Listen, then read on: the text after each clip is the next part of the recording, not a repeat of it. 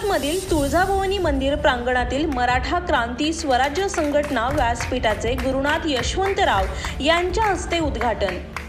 मराठा क्रांती स्वराज्य संघटना राष्ट्रीय संस्थापक अध्यक्ष सदानंदराव भोसले, राष्ट्रीय अध्यक्ष सुरत येथील उद्योजक विजयराव कदम, राष्ट्रीय सरचिटणीस बडोद्याचे उद्योजक प्रदीप मोरे, गुजरात राज्य अध्यक्ष राजबाई शेवाळे यांच्या सूचनेनुसार महाराष्ट्र राज्य अध्यक्ष गुरुनाथ यशवंतराव यांनी सुरत येथील प्रसिद्ध छापरा फाटाजवळील मराठ्यांचे आराध्य दैवत असलेल्या तुळजाभवानी मंदिर प्रांगणातील व्यासपीठाचे उद्घाटन केले।